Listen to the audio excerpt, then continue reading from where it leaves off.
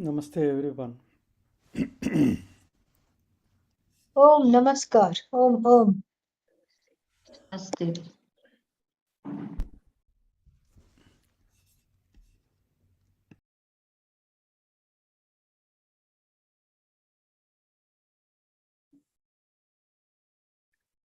Om Swamini Ji.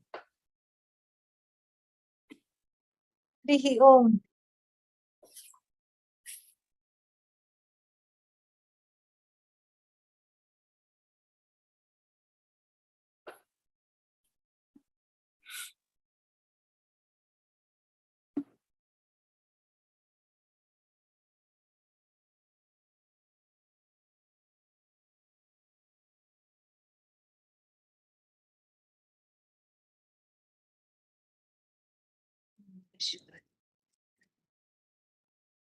Since we have people's numbers, that's nice. And if you haven't numbered yourself, please number.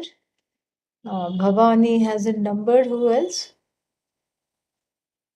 That's it, I think. Shambhavi. Shambhavi also doesn't have number. Yeah, so please number. Swamini ji, you got the PDF which I had sent. Is that okay for putting on what? No, I didn't get. What did you send? On Monday, I sent it, the ones you wanted, those 3 prayers, the PDF. Yeah. I got those. Yeah. Got it. So we can put that in Yes. WhatsApp group. Put, yeah.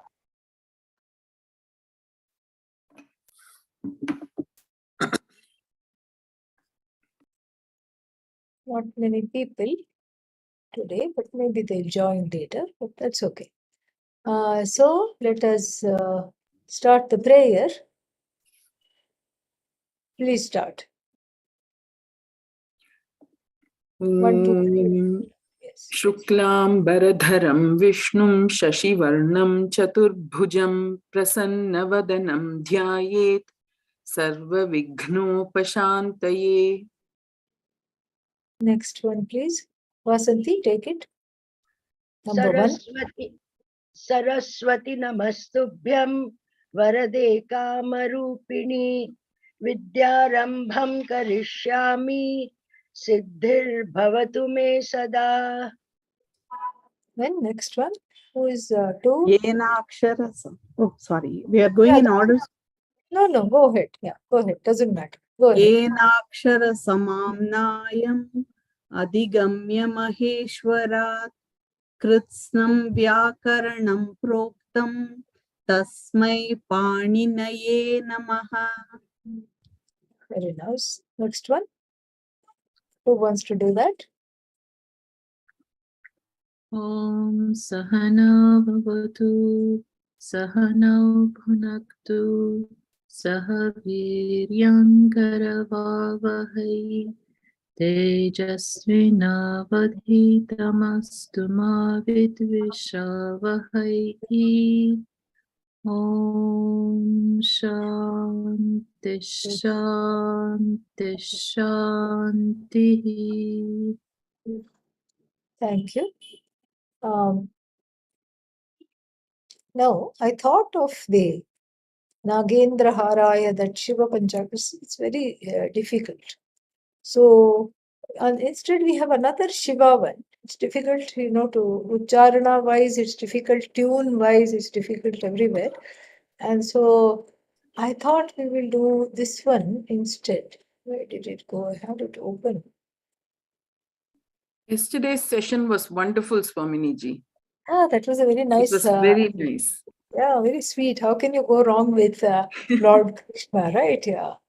You can never go. It was your suggestion. That's why it was so nice. Yeah.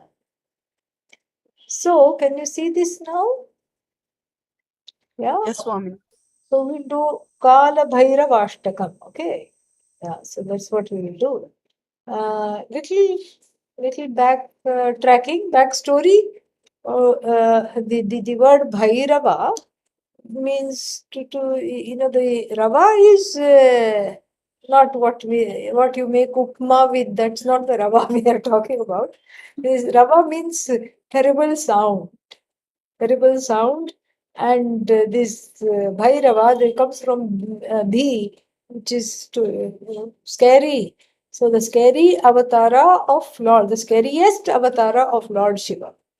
And what is the scariest avatar of the Lord Shiva is given here in the first word, Kala. Kala here is time. Everybody is scared of time, frightened of time, because Kala here is not the beginning Kala, it's the end Kala. It's Anta Kala. That's why he is so frightening. And this Avatara also in the Shiva Purana, there is some story told. I'm really bad at Puranas. I'm really bad at all these storytellings and everything. I get lost in them and I flip the characters, all kinds of things I do. I think I should stick to Vedanta. Anyhow, so this there is some story between a competition between Lord Brahmaji, and Lord Shiva. And what was that competition? Brahma was full of ego apparently, and then he said, "Oh, I create so many things. What can you do? You can just destroy. Big deal, and you can't do much." And so he did something. As a result, he created this Kalabhairava uh, avatara for himself. And what did this avatara do? This avatara promptly went, apparently, the Lord Brahmaji had 5 heads. One was on the top, and so he decapitated one of the heads he took, and then he made it into a begging bowl. He made it into a begging bowl for himself. And then Brahma learned his lesson, and he was just very much in awe of the powers of Lord Shiva. And they lived happily ever after. But this is all just a story. The point is here that there is some, if we have some kind of a trinity, like one is in charge, one manifestation of Bhagavan is in charge of creation, and the other one is in manifestation of dissipation. Obviously, there will be a little bit of what's its name? A little bit of a skirmish, or because there's different ends.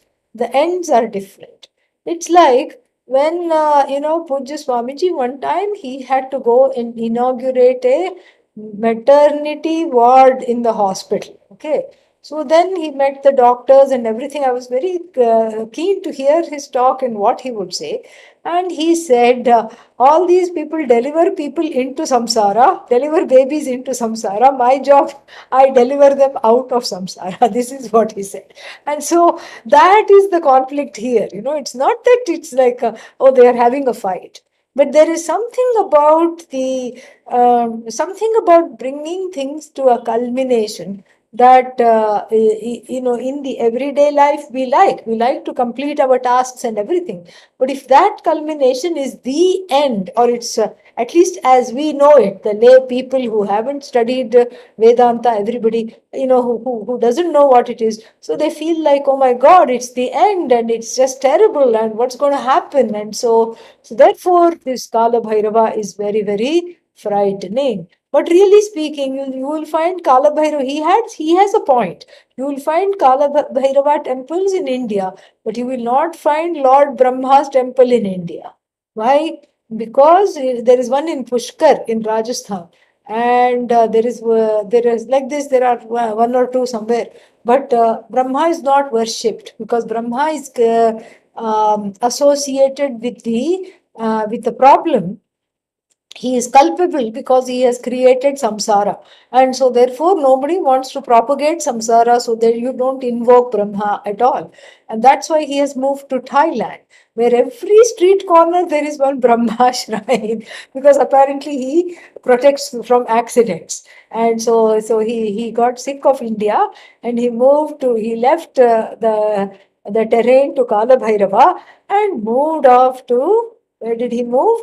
He moved to Thailand and some other places like that, where that worship is still there. Okay, so that is one thing. So it's a particular kind of an avatara which talks about the end, and then this is very good for the chanting of this is very good for people who want self growth and who want what is that called? You know, the deliverance from samsara. Very, very good for that. And also for people who are grieving. This is also seen as a very, very good ashtaka. So it's also an ashtaka, 8 verses. And so we'll start from number 1 again. And the tune is not as intricate as the one we saw yesterday. It's a little easier, and it's got more of a kind of a, you know, it's all, after all, it's about Kalabhairava, so it's got a military drill. So it's got the tune is in the very, very, you know, what's the word for it? Specific, and you can kind of hear the beats. Okay. So number 1, are you ready? Is that Vasanti? Who is it? Yes, Swaminiji, ready. Okay. Devaraja Devaraja Divyamana Pujyamana Sevyamana Sevyamana Pavanangri Pavanangri Pankajam Pankajam Devaraja Sevyamana Devaraja Sevyamana Pavanangri Pankajam Pavanangri Pankajam Vyalayagya Vyalayajna Sutramindu Sutramindu Shekharam Kripakaram Shekharam Kripakaram Vyalayagya Sutramindu Shekharam Kripakaram Vyalayajna Sutramindushekharam Kripakaram Naradadi Yogi Vrinda Naradadi Yogi Brinda Vanditan Digambaram Vanditan Digambaram Kashikapuradhinatha Kashika Puradhinatha Kalabhairavam Bhaje Kalabhairavam Bhaje Devaraja Sevyamana Pavanangri Pankajam Devaraja Sevyamana Pavanangri Pankajam Vyalayagya Sutramindu Shekharam Kripakaram Vyalayajna Sutramindushekharam Kripakaram Naradadi Yogi Vrinda Vanditan Digambaram Naradadi Yogi Brindavanditan Digambaram Kashikapuradhinatha Kalabhairavam Bhaje. Kashika Puradhinatha Kala Bhairavam Bhaje. Nice. Now, next one. Number 2. Who is number 2? I am Swami. Bhanukoti Bhaswaram Bhanukoti Bhaswaram Bhavabdhitarakam Param Bhavaptitarakam Param Neelakantamipsitartha Neelakantamipsitartha Dayakan Trilochanam Dayakan Trilochanam Kalakalamambujaksha Kala Kala Pambujaksha Kalakalamambujaksham Kala Kala Mambujaksham Astashunyamaksharam Astashunyamaksharam Kashikapuradhinatha Kalabhairavam Bhaje. Kashikapuradhinatha Kala Bhairavam Bhaje Bhanukoti Bhaswaram Bhavabdhitarakam Param Bhanukoti Bhaswaram Bhavadhitarakam Param Bhavabdhitarakam Param Bhavadhitarakam Param Neelakantamipsitarthadayakam Trilochanam Neelakantamipsitartayakam Trilochanam Kalakalamambujakshamastaशून्यमक्षरम् Kalakam KalakalamambujakshamastaShunyamaksharam. Let's try that again. Okay. Yes. Okay. KalakalamambujakshamastaShunyamaksharam. KalakalamambujakshamastuShunyamaksharam. काशिकापुराधिनाथ कालभैरवं भजे. Kashikapuratinathkalabhairavam bhaje. Shall we just, while we are in the flow, we'll just learn it and then we'll come back to the meaning. Is that okay? Yes. Yeah. Okay. Who is number 3? Who is the next? I am Swaminiji. Okay. Shulatanka, Shulatanka, Pashadanda, Pashadanda, Panimadikaranam, Panimadikaranam, Shyamakayamadidev, Shyamakama, Shyamakayam, Shyamyakayam, Shyamya no, Shyamakayam, Shyamakayam, Adideva, Adideva, Adidevam, Adidevam, Aksharan Niramayam, Aksharam Nirayam, Ayam, Niramayam, Niramayam, Niramyayam, Niramayam. Yeah, not too many yums, okay? Only one yum. Niramayam, okay? And if we put too many yums, we'll start getting hungry and we want to eat the ashtakam only, okay? Yeah. Where are we? Which line? Next, second line. Shyamakayam Shamakayam, Adidevam Adidevam, Aksharan Niramayam Aksharam Niramyayam, Niramayam. Niramayam, Yeah. Shulatanka Shulatanka. Here. Shulatanka, Pashadanda Pashadanda, Panimadi Panimadi, Karanam Karanam, Shulatanka Pashadanda Shulatanka Pashadanda, Panimadi Karanam Panimadi Karanam, Shyamakayamadi Devam Shyamakayam Adidevam, Aksharan Niramayam Aksharan Niramayam, Yeah, there you got it. Yeah. Aksharan Niramayam. Aksharan Niramayam. You see, once the orientation goes the other way, it's difficult to bring back. But I think you know it, so it'll come back. Yeah.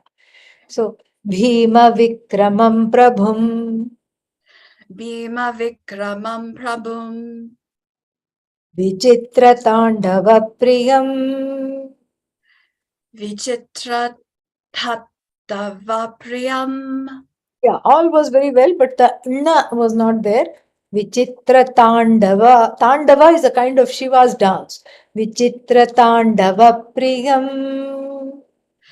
Vichitra Tandava Priyam, Bhima Vikramam Prabhum Vichitra Tandava Priyam.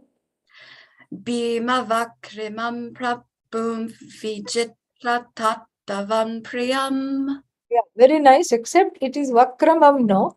Vikramam. Bhima Vikramam. Bhima Vikramam, Bhima Vikramam Prabhum Bhima Vikramam Prabham, Vichitra Tandava Priyam. Vijitratandavapriyam Kashikapuradhi Kashikapuradi Natha Nata Kalabhairavam bhaje. Kalabhairavam Bhaje काशिकापुराधिनाथ कालभैरवं भजे. Kashikapuratinata Kalabhairavam Bhaje. Yeah. Then next one. Yeah. You will practice, you will get it. Yeah. No problem. Yeah. Next one. Whoever it is, whosoever it is. Who is that? I'm sorry. Okay.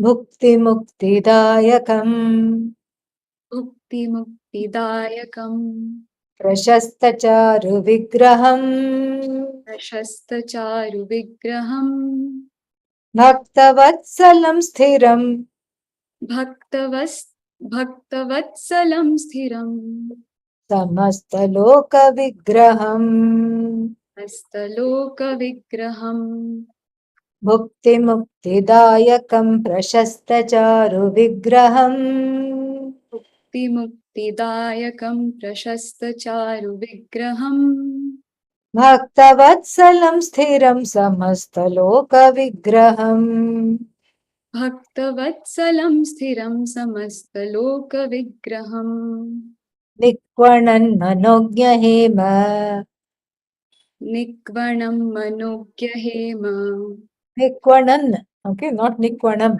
Nikvanan Manogya Hema Nikvanan Manogya Hema Kinkinila Satkatim Inkinila Satkatim काशिकापुराधिनाथ कालभैरवं भजे.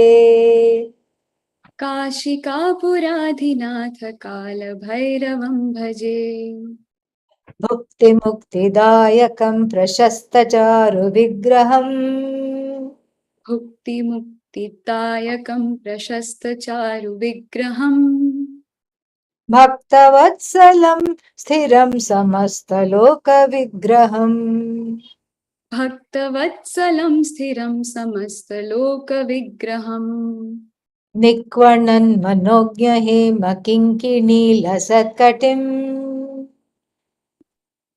निक्वणन् मनोज्ञहेम किङ्किलीन् सट्टकटिम् Yeah, let's try that again. Okay, little khichdi over there. Okay, yeah. Nikvanan manogya hema निक्वणन् मनोज्ञहेम kinkini lasatkatim किङ्किनीलसट्कटिम् Nikvanan manogya hema kinkini lasatkatim निक्वणन् मनोज्ञहेन किङ्किलिन् सटकटिम् Okay, here kinkini lasatkatim. Just do that much. Okay. Kinkilin, kinkil. Can you please repeat that? Sorry, one more time. Sure. Kinkini. Kinkini means nupura, the bells. Kinkini Kinkini, lasatkatim. lasatkatim. Yeah, lasat means shining. Shining bells were katim on the waist. So we are talking of the Lord's waistband, which is very beautiful, shining with bells on it. Okay, so I'm telling you the meaning so that you can visualize. So kinkini means what? Yeah, what Bells is yeah? Lasat means what? on the waist. No, lasat means shining. Oh, shining Yeah. And katim means what? Kati? is the waist. Cutting. Cutting at the waist. Okay. Yeah. So, Nikwanan means tinkling sound, making the tinkling sound. Okay. Manogya means pleasing to the mind, making a tinkling sound. Nikwanan, it's all in the, all present participles. So, Nikwanan, making a pleasing sound. Manogya, which is very beautiful to pleasing to the mind, and then Hema. Hema means golden bells. Hema Kinkini Lasat, shining golden bells on the Lord's waist. Okay? Yeah. Nikvanan Manogya Hema.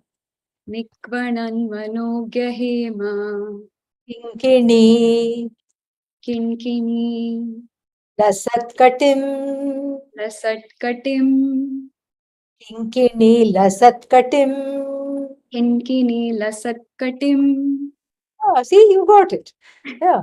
काशिकापुराधिनाथ कालभैरवं भजे काशिकापुराधिनाथ कालभैरवं भजे भुक्तिमुक्तिदायकं प्रशस्तचारुविग्रहम् भुक्तिमुक्तिदायकं प्रशस्तचारुविग्रहम् भक्तवत्सलं स्थिरं समस्तलोकविग्रहम् भक्तवत्सलं स्थिरं समस्तलोकविग्रहम् निक्वणन् मनोज्ञहेम निक्वणन्मनोज्ञहेम किङ्किणीलसत्कटिम् किङ्किणीलसत्कटिम् काशिकापुराधिनाथ कालभैरवं भजे काशिकापुराधिनाथ कालभैरवं भजे. Yes. Next one. Who is next, please? That's me, Swaminiji. Dharmasetupalakam Dharma Setu Palakam Swadharma Marganashakam Twadharma Marga Nashakam. Nashakam, destroyer. Nashakaha, tam. Okay? Nashakam. Dharmasetupalakam Dharma Setu Palakam Swadharma Marganashakam Twadharma Margagnashakam Dharmasetupalakam Swadharma Marganashakam Dharma Setu Palakam Twadharma Marganashakam Karma Pashamochakam Karma Pashamochakam Susharmadayakam Vibhum Susharmadayakam Vibhum Karma Pashamochakam Susharmadayakam Vibhum Karma Pashamochakam Susharmadayakam Vibhum Varna Varna Swarna Varna Kesha Pasha Kesha Pasha Shobhitanga Nirmalam Shobhitanga Shobhitanga Nirmalam Swarna Varna Swarna Varna Kesha Pasha Kesha Pasha Shobhitanga Shobhitanga Nirmalam Nirmalam Swarna Varna Kesha Pasha Swarna Varna Kesha Pasha Shobhitanga Nirmalam Shobhitanga Nirmalam काशिकापुराधिनाथ कालभैरवं भजे Kashikapuradinata Kalabhairavam Bhaje धर्मसेतुपालकं त्वधर्ममार्गनाशकम् Dharma Setu Palakam Twadharma Marganashakam कर्मपाशमोचकं सुशर्मदायकं विभुम् Karma Pashamochakam Susharmadayakam Vibhum स्वर्णवर्णकेशपाशशोभिताङ्गनिर्मलम् Swarna Varna Kesha Pasha Shobhitanga Nirmalam काशिकापुराधिनाथ कालभैरवं भजे Kashikapuradinata Kalabhairavam Bhaje. Yes, nice. Who is next, please?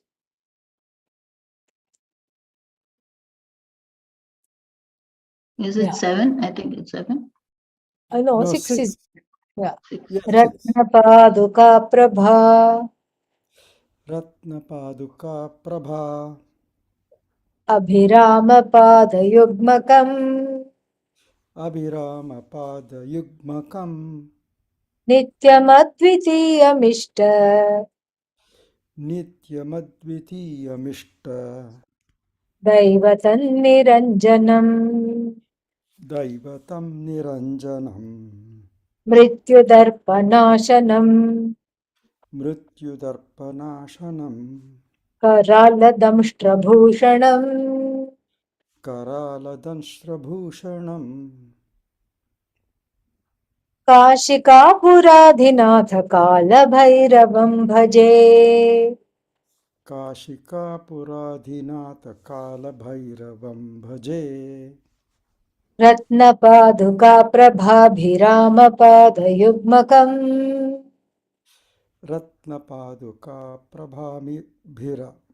Prabhabhirama Padayugmakam रत्नपादुका Prabha Ratnapaduka Prabha अभिरामपादयुग्मकम् Abhirama Padayugmakam नित्यमद्वितीयमिष्टदैवतन्निरञ्जनम् Nityamadvitiyamishta Niranjanam मृत्युदर्पनाशनं करालदंष्ट्रभूषणम् Mrithyudarpanashanam Karaladamshtrabhushanam काशिकापुराधिनाथ कालभैरवं भजे Kashikapuradhinata Kalabhairavam bhaje. Yeah. Next one. अट्टहास भिन्न पद्म अट्टहास भिन्न पद्म जाण्डकोश सन्ततिम् जाण्डकोश सन्ततिम्. Panini will be rolling in his grave the way I have broken it up. I have broken it up according to the meter rather than according to the sandhi, okay? But doesn't matter. Attahasa bhinna padma jandakosha santatim अट्टहास भिन्न पद्म जाण्डकोश सन्ततिम्. दृष्टिपात नष्टपाप दृष्टिपात नष्टपाप जालमुग्रशासनम् जालमुग्रशासनम् जालमुग्रशासनम्. अष्टसिद्धिदायकम् अष्टसिद्धिदायकम्. कपालमालिकाधरम् कपालमालिकाधरम्. काशिकापुराधिनाथ कालभैरवं भजे काशिकापुराधिनाथ कालभैरवं भजे. अट्टहास भिन्न पद्मजाण्डकोश सन्ततिम् अट्टहास भिन्न पद्मजाण्डको कोशसन्ततिम्. सन्ततिम् सन्ततिम्. दृष्टिपात नष्टपापजालमुग्रशासनम् दृष्टिपात नष्टपाप जालमुग्रशासनम्.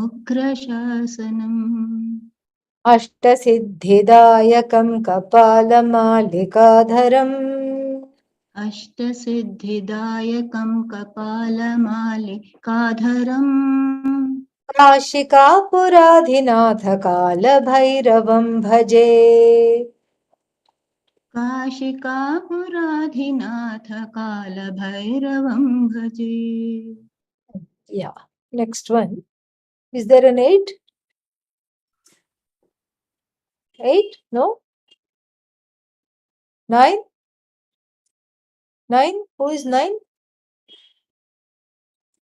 Who is number 9? No number 9 either? I am 9. Ah, okay. Bhutasanghanayakam भूतसङ्गनायकम् विशालकीर्तिदायकम् विशालकीर्तिदायकम् काशीवासि लोकपुण्य काशीवासि लोकपुण्या पापशोधकं विभुम् पापशोधकं विभुम् नीतिमार्गकोविदम् नीतिमार्गकोविदम् पुरातनं जगत्पतिम् पुरातनं जगत्पतिम् काशिकापुराधिनाथ कालभैरवं भजे काशिकापुरादिनाथकालभैरवं भजे भूतसङ्घनायकं विशालकीर्तिदायकम् भूतसङ्गनायकं विशालकीर्तिदायकम् काशीवासि लोकपुण्यपापशोधकं विभुम् काशिवालुखा पुनः काशीवासि काशिवासि लोक लोकपुण्य काशिवासि लोकपुण्य पापशोधकं विभुम्. पापशोधकं विभुम् See, that line just looks intimidating, but it is not. If you can say Kashivasi, then the rest of the words you know. Loka you know, Punya you know, Papa you know, and Shodhakam is the last word there. Okay? Yeah. Kashivasi Loka Punya काशिवासि लोकपुण्य Papa Shodhakam Vibhum पापशोधकं विभुम् Niti Marga Kovidam नीतिमार्गकोविदम् Puratanam Jagatpatim नर्तनं जगत्पतिम् काशिकापुराधिनाथ कालभैरवं भजे काशिकापुरादिनाथकाल भैरवं भजे भूतसङ्घनायकं विशालकीर्तिदायकम् भूतसङ्गना न नायक भूतसङ्गनायकं विशालकीर्तिदायकम् काशीवासि लोकपुण्य काशिवासि लोकपुण्य पापशोधकं विभुम् पापशोधकं विभुम् नीतिमार्गकोविदम् नीतिमार्गकोविदम् पुरातनं जगत्पतिम् पुरातनं जगत्पतिम् काशिकापुराधिनाथ कालभैरवं भजे काशिकापुरादिनाथकालभैरवं भजे Yeah. Now, Phalashruti. People keep saying why, if it is an Ashtakam, why there are 9? So that is so that once you chant this, you will want to know what happens, what all I get after chanting this. So that's the next one. Okay. Kalabhairavashtakam pathanti ye manoharam कालभैरवाष्टकं पठन्ति ये मनोहरम् Yeah, meter, suddenly we can't get fast. कालभैरवाष्टकं पठन्ति ये मनोहरम् कालभैरवाष्टकं पठन्ति ये मनोहरम् Yeah, like that. ज्ञानमुक्तिसाधकं विचित्रपुण्यवर्धनम् ज्ञानमुक्तिसाधकं विचित्रपुण्यवर्धनम् शोकमोहलोभदैत्य शोकमोहलोभदैन्य kofta. शोकमोह Yeah, go ahead. You sorry went in and out. I did not know. I could not hear you because yeah there's some internet problem. Yeah, so let's try that again. Shokamoha, शोकम शोकमोह Lobhadainya, लोभदैन्य Kopatapanashanam, कोपतापनाशनम् Shokamoha, Lobhadainya, शोकमोहलोभदैन्य कोपतापनाशनम् कोपतापनाशनम् ते प्रयान्ति कालभैरवाङ्घ्रिसन्निधिं ध्रुवम् ते प्रयान्ति Kaal Bhairav Yeah, the internet. अङ्घ्रिसन्निधिं ध्रुवम्. Yeah, internet is little bad. Again, I lost you. Te prayanti kal. There is a mistake also here. 1 second. Let me just correct that.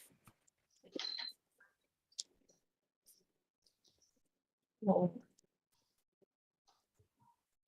ते प्रयान्ति कालभैरवाङ्घ्रिसन्निधिं ध्रुवम् ते प्रयान्ति कालभैरवाङ्घ्रिसन्निधिं ध्रुवम्. Yeah. कालभैरवाष्टकं पठन्ति ये मनोहरम् कालभैरवाष्टकं पठन्ति ये मनोहरम्. ज्ञानमुक्तिसाधकं विचित्रपुण्यवर्धनम् ज्ञानमुक्तिसाधकं विचित्रपुण्यवर्धनम्. शोकमोहलोभदैन्यकोपतापनाशनम् शोकमोहलोभदैन्यकोपतापनाशनम्. प्रयान्ति कालभैरवाङ्घ्रिसन्निधिं ध्रुवम् ते प्रयान्ति कालभैरवाङ्घ्रिसन्निधिं ध्रुवम्. Yeah. No more. Yeah, that's about it. Sampurnam. Okay. Now let us see. So next time, this is what we can do. We can go with as many meanings, as many verses as we can do in the time we have left. And then next time, those who did not get a chance to chant, remember who you are. I can't remember. You please remember who you are. And then next time we can, prioritize your practice. Okay. So because this will need more than one time. Because the words are so close together. Okay. So, Devaraja. What is that? Swaminiji, Boliye.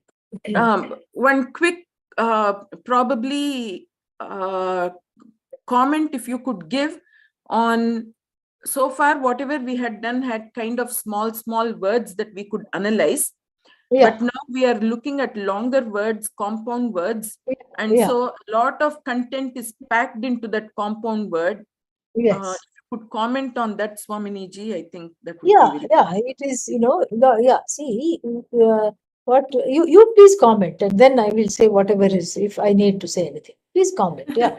Okay, yeah. Okay, Swaminiji. So what we've been learning is small words. We've been learning verbs and nouns. We've been focusing on akaranta, ikaranta, etc. We've learned all the vibhaktis, but then we are now looking at Deva Raja Sevyamana Pavanangri Pankajam. That whole thing is one word. And for us to understand that, we have to break down Deva, Raja, Sevyamana, Pavana, Angri, Pankajam. So there are a lot of words that go into it, and each word individually will have some meaning, but then when combined together, it will have a different meaning, which may or may not have any. Suppose I say that we are doing Kalabhairavashtakam and we have a word that talks about mud. You may think, how does the word mud come into the picture? But then Panka is mud, but Pankaja is that which is born out of mud. And so we get lotus, all entirely different. And then somewhere else, from lotus, we will end up at Brahmaji. So the this is going to be like a roller coaster. So at level 1, just try to understand the meaning as Swaminiji gives it. Sevyamana, you may understand it to be the Shanach Pratyaya that we have learned, but then don't try to drill too deep into something at level 1, because when you do that, you won't get the meaning of the overall flow of the Kalabhairavashtakam. So there will be multiple levels of understanding that will be required, and certainly fluency in saying the words. You don't have to memorize it, but having the ability to say the words so that the Devaraja doesn't become Devajara. So when that kind of fluency will help in understanding what is in there. Yes, Vaminiji. Yeah, very well put. I don't need to add anything. You have said it extremely well. So no problem. Yeah. So Deva means what? Let's just take it one by one by one. Okay. Deva, God. Yeah. God. That's fine. Okay. Raja. What's Raja? King. King. King. So who is the king of the gods? Who is Devanam Raja? Indra. Indra. Indra. Very good. So Devaraja here is Indra. So Sevyamana, again, because save is Atmanepada, so it has taken the present participle of Ana, Shanach. Okay. So Sevyamana. What does that No, mean? Swaminiji, it is in Serving. passive. Potential, yeah, passive. But it is, yeah, that's right. Yeah, potential, passive. So Sevyamana. Karmani Shanach. Karmani, yeah. Serving. Serving, yes. Being served. Okay. Being served. Pavana means what? Pure. Pure. Yes, Pavana is pure. That's why the fire is called Pavaka, the purifier. See, that's why the word purifier ends in fire. Yeah. So, Pavana. Angri, we saw this in a different context. Feet. In, yeah. Gurorangri. Gurvashtam. Yeah, Angri Padme, very good, correct. Angri. So, Angri, it's again in a compound with Pankajam. Pankaja, Angri Pankaja. Pankaja, as we saw, lotus, born of mud, lotus. So, Angri Pankaja means what? Lotus feet. Lotus feet. So now that we know the meanings of all the words separately, can you guesstimate the meaning of this compound? This word? Can you just have a try without any hints from Vidyaji or myself? Since we have seen all the words, it should be kind of, you are in the kind of the ballpark. So we have seen king of the gods, being served, king of the gods, pure, lotus feet. So if you want to put it, so this is like baby talk. So if you wanted to put it in an elegant sentence, how would you put it? Something like Please. one who is Yeah, the one who, very good. That's a good way to start. The one who, yeah. one who is served by Indra and Uh, who has yeah, go ahead. One who is served by Indra. Then how are you going to include the pure feet? Lotus feet? So one. the one who One has who's- pure lotus-like feet and is served by Indra.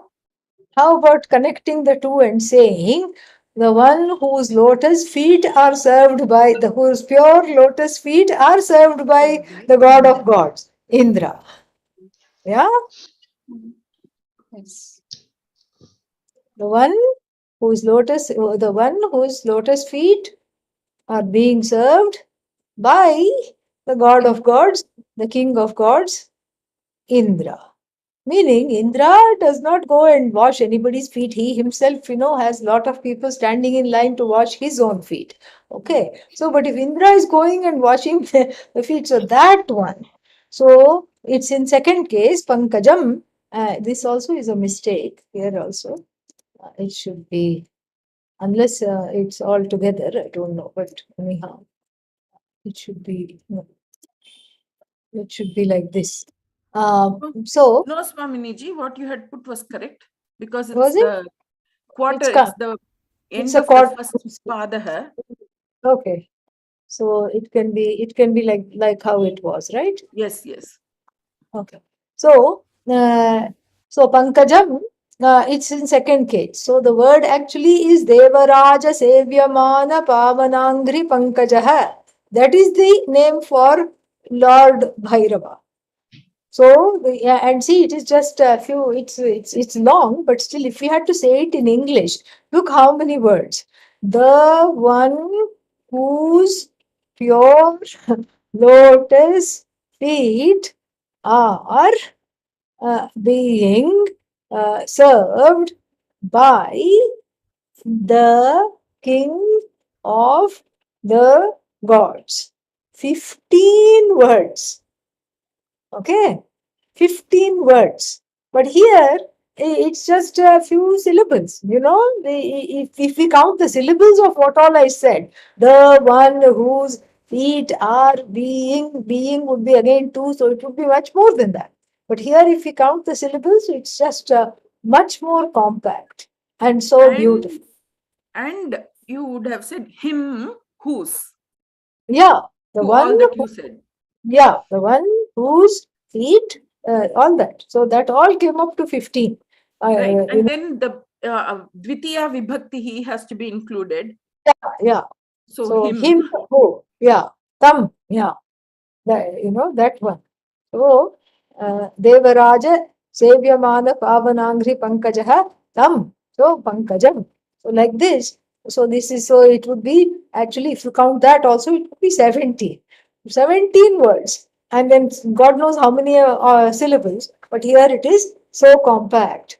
Then Vyala people, I don't think, know the meaning. Does anybody other than Vidyaji, of course, knows the meaning of the word Vyala? Okay. Vyala is a snake. Snake. Okay. Vyala. So Yajna. Do people know the meaning of the word Yajna? Yes? What is that? Offering. Yajna, offering. Yajna is fire ritual. But then Yajna Sutra, it goes along with the Sutra. What is Sutra? Don't say Panini. Okay. Yeah. Please don't say that. Please say anything other than Panini. Thread. Thread. Very good. So Yajna Sutra, the sutra that qualifies you to do Yajna. What is that thread? Don't lose the thread, okay? Tell me, what is that thread? What is the thread that qualifies you to do Yajna? Sacred thread that we wear. Sacred thread. Yes. Sacred thread. Okay. That sacred thread is called Yajna Sutra. And then what is the Yajna Sutra for Bhagavan? It's just a Vyala. So it comes from the left shoulder to the right side of the torso. So it is worn like that. So he just picked up a snake and threw it around his shoulder for what? For the sacred thread. Okay. And the snake stayed there because it knew better. Okay, it knew better than to try any mischief. Snake is Shakti. So the Shakti of the Lord here is astride his shoulder. That is the idea. Vyala Yajna Sutram. So the word here would be Vyala Yajna Sutraha Tam. So the one whose sacred thread is a snake, him. Okay. All right. So that is one word here. Now, Indu. Indu means what? Moon. Moon. Very good. Indu. Shekhara. On his head. Head. Shekhara is head, a head. So Indu Shekhara means, now you can do this, whatever we have done before. What I did for Vyala Yajna Sutra, you please do it for Indu Shekhara. Moon on the head. One who is quoting the moon on the head. The one who is wielding, sporting, whatever you want to say, the moon on his head, him. Okay, like that we have to talk. Okay, then the next word is Kripakaram. What is that? Please have mercy. No, not please have mercy. The word actually is Kripakaraha. Kind deeds, kind works, kind doings. Yeah, the doer. Karaha means the one, karoti iti karaha. So, the one who does. So, what does he do? Kripam karoti iti kripakaraha. So, the one who does mercy, acts of compassion. The compassionate one, if you want to translate it elegantly, because otherwise we cannot say the one who does compassion. It sounds funny. So, the compassionate one. Kripakaraha, kripakaram. Unto the one, not even unto, that would be fourth case, it is second case here. So the one, the one who is the compassionate one, him. Yeah, him. And then what? Narada. Everybody knows Narada, correct? Yes. Yes, Narada. And then here there is Adi. What is Adi? Also. First. And Yeah, Adi is first, actually, you're right. So Narada is at the list, at the beginning of which list? Yeah, that is Narada Adi. So Narada is at the beginning of which list? That one. Meaning, what is Narada? Muni. What is he? Yeah, Muni, Rishi. So then Teacher. if you make a list of Narada, etc., then the beginning with Narada, what will be on the list? Other Rishis and Munis. Okay. Other Rishis, Yogis and Munis will be there on the list. So Narada Adi. So Narada is at the head of which list? And then Yogi Vrinda. Yogi Vrinda. Vrinda means group. Yogi means what? Not a bhogi. Correct? Yogi, Sage. everybody know, right? Yeah, sage. Yogi is sage. Yeah, Yatna Shilatvat. So the one who is like that. So Naradadi. So the Naradadi, meaning the people like Narada, etc., who are yogis, who are groups of yogis, who comprise groups of yogis and yogi vrindaihi. By that groups, vanditam. What is vandita? Saluted.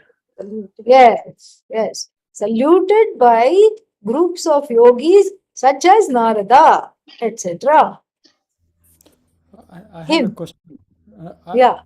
I have a question, Swaminiji. Is it Yes. Brunda or Vrunda? Vru.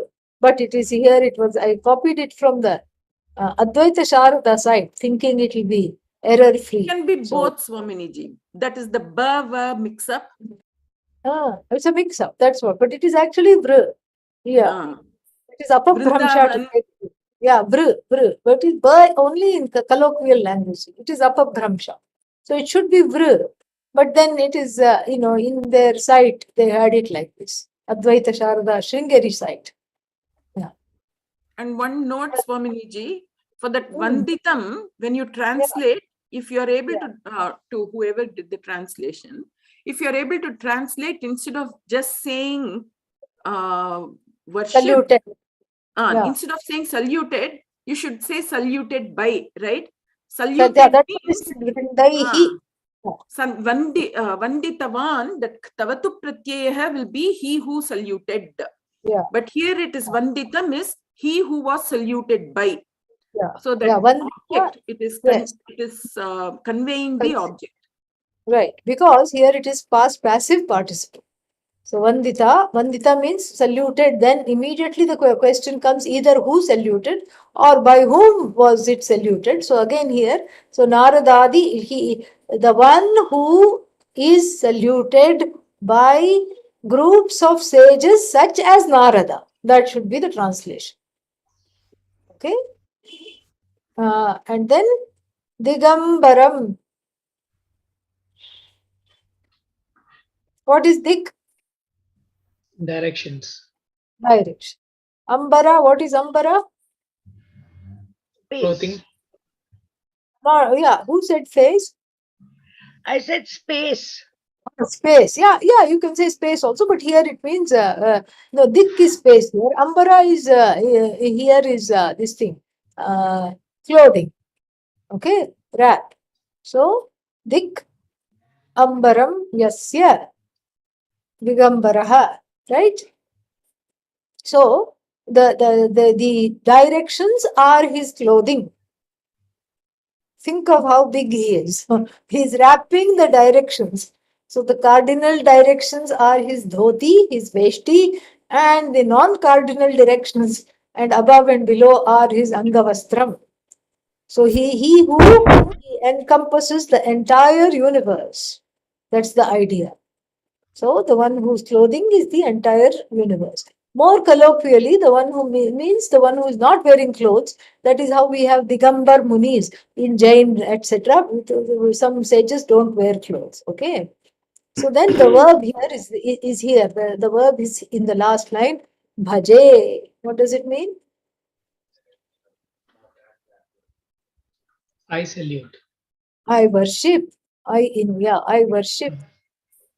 I serve. Bhaja has also the meaning of service. Bhaja sevayam. So service also is there, but here it is I worship, you can say. I worship. Who do you worship? Kashika. What is Kashika? Light. No, very good. Yeah, Kashi is actually a place of light from Kash to shine. Very nice. But Kashika here is Kashi, Varanasi. Yes. Yeah, Kashika is another name for Varanasi. Kashika Pura. What is Pura? City. City. City. So Kashika city, Adhinatha. We have seen Adhi in number of situations. Adhinatha. Presiding Lord. Yeah, the presiding lord of the city of Kashi, who is Kalabhairava. Him I worship, and all of the other three lines, words in the other three lines are just adjectives to this.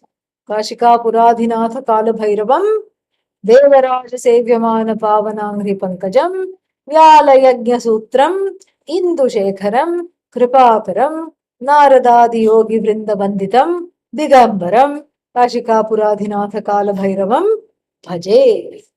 They're all in agreement with that. Yeah? Can I add a couple of Yeah, please add. Yeah, go ahead. So please note that the bhaj dhatu who is ubhayapadi. It is, you can do bhajami or bhaje. Here it has been used as atmanepadi uttama purushaha aham bhaje. Yes. And it is a sakarmaka dhatu. It takes an object, and so we have all of these as, these are not all objects. We have one object, and everything else is the adjective of that one object. And then you have the Savyamana, which is present continuous. He is being worshipped by, and Naradadi Vandita, and he was worshipped by. It doesn't mean that Narada does not worship anymore, but from a language point of view, I just want us to make a note of those different things. Yes. So present participle is here, and then past participle is here. Okay. And so anyway. And yesterday we saw Adhipatihi, and today we are seeing Adhinatha.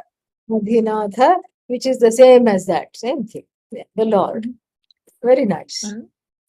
Swamiji, how do we break Kalabhairava? Kalabhairava. How do we break that? Kala?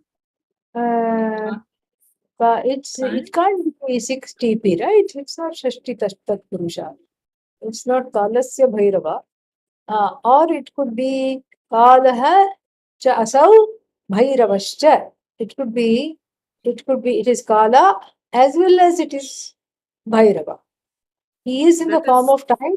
He is in the form of time who is very scary, who happens to be scary. Okay. Like that we break. That's better.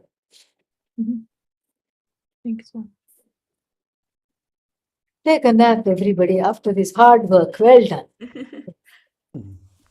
Om Purnamadah Purnamidam Purnat Purnamudachyate Purnasya Purnamadaya Purnamevavashishyate Om Shanti Shanti Shanti Harihi Om Shri Gurubhyo Namaha Harihi Om. Are you here next week, Vidyaji, or not? I am Swaminiji. Okay, all right. So that's fine. Om Shanti Shanti Shanti. Wonderful. Thank you, Swami. Thank you. Thank you. Take care. Thank you, Swaminiji. Thank you, Vidyaji. We are sneaking in samasas without calling them